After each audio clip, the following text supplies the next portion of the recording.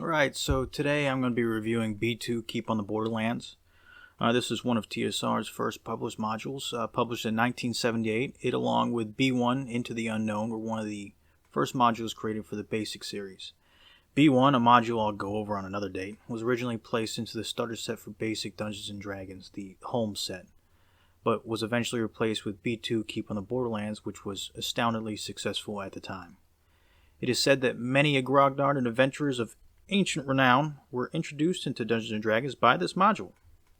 The adventure, designed by Gary Gygax, was made for new players and DMs and only contains 28 pages if you don't include the cover and back page, which was a common thing back then. The cover and back page were not attached to the adventure booklet, and it was more like a cardboard sleeve. On the inside of the cover and back page, it contained the map to the Caves of Chaos.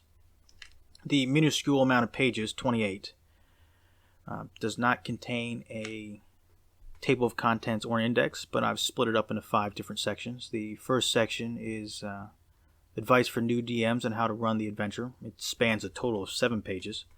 The next chapter is the details of the keep and its denizens, spanning 5 pages with 27 different numbered encounters, or locations. The third chapter is Adventures Outside the Keep, which is only 2 pages long and only contains 4 encounters. The fourth chapter is the Caves of Chaos, spanning a massive amount of 10 pages, detailing 11 separate caves and 64 separate numbered encounters. Chapter 5, it's not really a chapter, it's just kind of like the extras section, is about 5 pages long. It includes pre-generated NPCs, how to design floor plans, a glossary for terms, and an example of a floor plan along with some grid paper. I'll be separating my review by these chapters. So the first section, the first chapter I'm going to go over is going to be the advice for new DMs. It straight up tells DMs if this module is well known to some of your players, because it was at the time, because many players had this adventure if they would have bought the starter set, alter it, stating that knowing too much will spoil the surprise and excitement for the game. It's set up for 6 to 9 players of first level, with it being assumed that there is 1 cleric and 1 magic user in the party. Though for basic edition, it should be noted that first level clerics have no spell slots, though they sorta can turn undead. If the party contains less than 6 players, the DM should arrange for the players to get both advice and help from the keep. It even offers examples of the assistance to include that the lower the levels of the caves are less dangerous, and the services of several men-at-arms. Men-at-arms at the time were pretty much 0-level fighters. And if only 2 or 3 players are playing the game, be sure to have a couple NPCs tag along, as well as some men-at-arms, some magic arrows, and at least 1 healing potion. Now, bit of an interlude here. I should point out that this module, this introductory module created by Gary Gygax, one of the first 10 modules produced by TSR, is actually a sandbox adventure. It wants DMs and players to move around the map and explore, not be set to like a linear timeline or adventure. Okay, back to the chapter. The module goes on to teach beginning dungeon masters how the stats in the module are set to be read. In this adventure, every single time a monster is mentioned in the description, it actually has the statistics of the monster right there in the paragraph. It also explains how each of the stats are used, and it goes over combat tables and movement in combat. The next page goes over how to be an effective dungeon master, going over how the DM is supposed to be a judge, moderator, or referee, and how the DM must constantly deal with the players. I dislike how it says to deal with the players. I think it should say something more to the effect that the DM is always interacting with the players and their decisions, but that's just a play on words. It also goes over how the DM is to keep in mind the abilities of his players and see how the situations and the characters are balanced. But then it goes on to talk about how the DM is the dispenser of information and to not give out too much of it. It tells how the DM is supposed to calculate time in the game and how to divide treasure and experience up amongst the players, henchmen, and NPCs. The final section of the chapter goes over the preparing to use the module. It advises a DM to not only read the module once, but 2 or 3 times in order to assist the DM in deciding in-game how the monster or situations evolve with the player's decisions. It then goes on to talk about helping players create their characters and backstories for their PCs. Though, as a player that played the basic edition, the Menser version, I would probably suggest making a light backstory since their first character is likely to die along with their second and third, so they should probably actually make 4 characters each. It also says at the DM's discretion to give each player a rumor on the Caves of Chaos privately, and if done, the DM should avoid interfering with the PC's choices, whatever decisions they make using that information. There are a few false rumors in the rumor table that are given out. Then, starting the adventure section of this chapter tells the DM to have the players set up a marching order and provides examples of how a common marching order looks like. It also tells the DM to inform the players they need to decide who's going to be the leader or caller. For those unfamiliar, a leader or caller informs the DM of the party's actions. The leader or caller is supposed to discuss this with everyone else in the party before informing the DM of the actions of the party. And once the decision is made and said, the action has begun and can't be taken back. It's sort of like chess, I guess. This segues into advising that the players should use graph paper to map out the dungeon as it's being explored. It also tells the DM they should give out descriptions by compass directions and have notated on the graph paper which direction north is. The final section is the background for the adventure, which is kept intentionally vague, due to the fact that the adventure was designed to be portable to any world the DM was running. Seeing as there was no setting at the time the adventure was printed, it was assumed that DMs would create their own fantasy worlds. What an amazing time to be alive. Now that we've finished off that section, we're on to the second chapter, The Keep. This chapter starts off with introduction role-playing part. It says, you have traveled for many days, leaving the realm and entering into the wilder area of the Borderlands. Farms and towns have become less frequent and travelers few. The road has climbed higher as you entered the forested and mountainous country. You now move up a narrow, rocky track. A sheer wall of natural stone is on your left, the path falling away to a steep cliff on the right. There's a small widening ahead where the main gate to the keep is. The blue-clad men-at-arms who guard the entrance shout at you to give your names and state your business, and all along the wall you see curious faces peering down at you, eager to welcome new champions of law, but ready with crossbow and polearm to give another sort of welcome to enemies. Now that I got that part done, the first section after the introduction is a DM notes about the keep. It goes over how well organized the security is, how in times of need many of the civilians will arm themselves and help man the walls. It says that within the keep itself, the townspeople are generally law-abiding and honest. Boorish and ill manners will be frowned upon. If any member of a party should be caught in a criminal act, the alarm will be sounded instantly.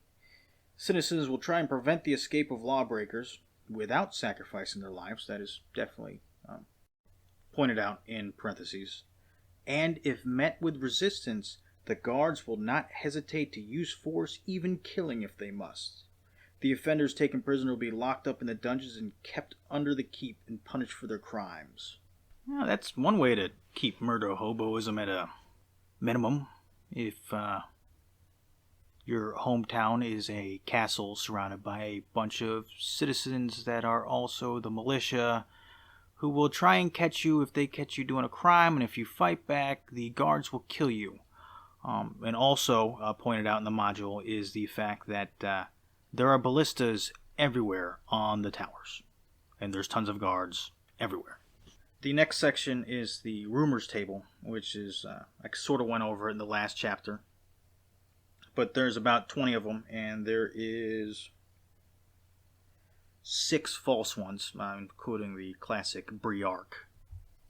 It also points out in the beginning of the chapter that the inner bailey of the keep cannot really be accessed by the players in the beginning until they commit an act of or deeds for the keep and catch the eyes of the Castilian. Now onwards about the 27 separate sections in this chapter that are numbered locations within the keep. It includes everything from the fountain square to the main gate. They got things about flanking towers, the entry yard, the stables, how to interact with the trader, the priest, the private apartments, the smithy, provisioners. Goes over how there's differences between the provisioner and the smithy, what the smithy has available for adventurers to buy. It's got the guild house in there, the chapel. You got the inner gatehouse, the keep fortress, the tower, the central towers, the Castellan's chambers within the inner keep. It goes over a whole lot of different things inside here in all of the span of 6 pages. It's 6 pages and includes 27 different entries. Now, one thing to point out is none of these characters are actually named. If you're going to run this adventure, it is highly advisable that you create names for each one of these. Though if you do end up buying the Goodman Games Into the Unknown, which is a reprint of this along with B1 for 5th edition, but it also includes the original basic edition copies inside the book. They actually go through and they create backstories and histories for each one of them and name them. I mean, the original module even has rules for a bank and how to pawn stuff. Pretty good stuff for 1978, right? Alright, the 3rd chapter is Adventures Outside the Keep. There's only 4 of them. The Mound of the Lizardmen, which is just a little bit south of the keep and the rivers. You pretty much have to hunt down some lizardmen, pretty common adventure. The Spider's Lair, which has got evil giant spiders. The Raiders Camp, which might possibly be a little bit of a problem. And the Mad Hermit, which is an excellent opportunity for role-playing. And to top it all off, the Mad Hermit's not alone either. He's got a mountain lion as his friend. And they hang out together. And they don't like people. The 4th chapter, and the longest, is the Caves of Chaos. You have Kobold lairs, you have an Orc lair. You actually have 2 Orc lairs. There's a Goblin lair, an Ogre lair, a Hobgoblin lair, an Owlbear's den, okay, a Bugbear lair, the Caves of the Minotaur. Oh, there's a Sturge cave, but that's also part of the Caves of the Minotaur. The Knoll lair, and last but not least, the Shrine of Evil Chaos, which is supposed to be where the party goes to stop all the evil spreading around. Now, the biggest complaint I've heard about this adventure is the fact that it doesn't try and explain why there's all these separate different monsters in this cave area. Creative DM could come up with multiple different reasons why there's all these monsters gathered in this one location. Whether it's the mad necromancer inside of the Shrine of Evil Chaos has convinced them all, or has used money or bought them and got them all over here. And it's up to the players to stop the upcoming invasion that's going to wipe out the keep. I mean, if players are actually trying to look into that. Having some sort of backstory, whether or not it's skeletal or not, may help out a DM when their players start to get a little inquisitive. I mean, this module in 28 pages pretty much includes a ton of monsters, a bunch of ways for players to experience the different kinds of ecosystems they all live in, how to interact with them, the different levels of monsters, how to deal with magical creatures, how to deal with politics because of the inner keep. I mean, this module's amazing. I've actually run it for 5th edition, and my players liked it. We actually segued it into... it actually spun off into a homebrew adventure that I ended up not finishing because I really hate running adventures past level 10. Not going to lie, I'm perfect at levels 1 through 5. Oh, yeah, the last chapter. Or section. The last section has 16 separate NPCs in it. It even gives you a way to roll how their personalities are on a d20. I take that back. There's 20 separate pre-generated NPCs. And there is a personalities table that contains 1 through 20 different personality traits that you can roll for any NPCs you make. Then it goes over how to design floor plans, tips to give players, and a glossary, which may actually come in useful because a lot of the words they use aren't exactly in common usage. And was especially useful back then because, they didn't have the wonders of Google. So another point. So this module does not contain floor plans for anything else beyond the guild house. You have to design the floor plans for everything else inside the keep. The Caves of Chaos are planned out, but the keep is not. You have to design the floor plans for the areas the players are more likely to go to, along with the names for the NPCs inside the keep. I mean, while you're doing this, you could come up with a whole bunch of different ideas and thoughts how to connect them all. Maybe create some internal politics in her. Shoot, even one of the clerics that is provided in the module is actually a spy for the Caves of Chaos and the Shrine of Evil. This module is, I'm sure I've already said it in this thing, but this module is great. It's amazing for what it does. And what it does is introduce new players to the chance to adventure inside of a fantasy realm, and it allows new people to prepare themselves to become a dungeon master, which is probably the most important part of Dungeons and Dragons. You can't have a game without a dungeon master. As was pointed out in my last review, I should probably do some sort of rating system for the modules, seeing as how I'm saying I'm reviewing them. So I've created 3 different ways I'm going to rate the adventure. It's by rating the adventure itself, the value for the module, and the deadliness of the module. Now, for B2 Keep on the Borderlands, I rate this adventure a 5 out of 5. I may be biased in that, but I thought this adventure was great. When I first started DMing, I was actually using the Mines of Phandelver starter set for 5th edition. That was actually my introduction to Dungeons and Dragons itself, and then later on I found B2 Keep on the Borderlands, and I just completely fell in love with it. It taught me how to run a sandbox adventure. Value for the set. So you can get the PDF of it for about $5 on DM's Guild or RPG Now.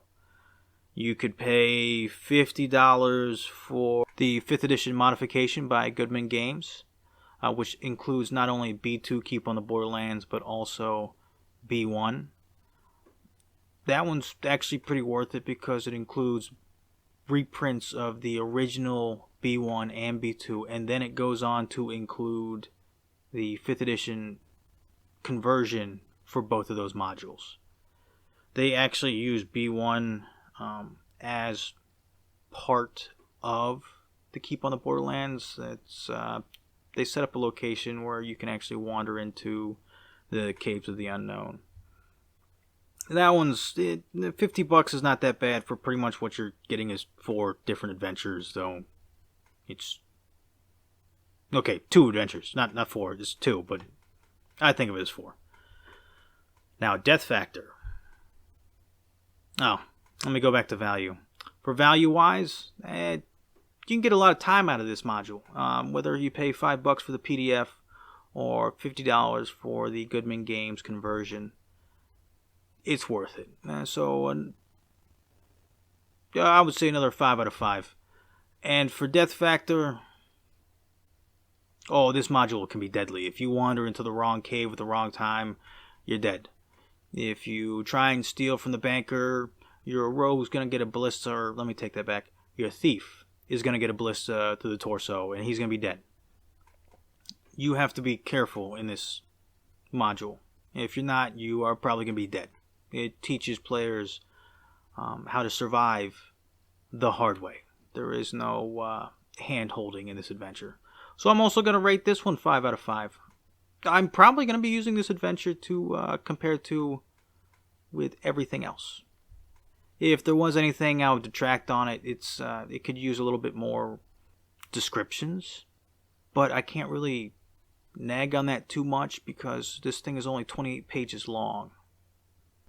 And there ends my second review. Hopefully anybody that's listening to this gets something out of this. I highly recommend this adventure for anybody that's trying to run any edition of the game. Even if you buy the original B2 Keep on the Borderlands made for the basic edition of Dungeons & Dragons, its entire adventure is easily convertible over to any edition. Except for maybe 4th. I've never played 4th, but I've heard horrible things.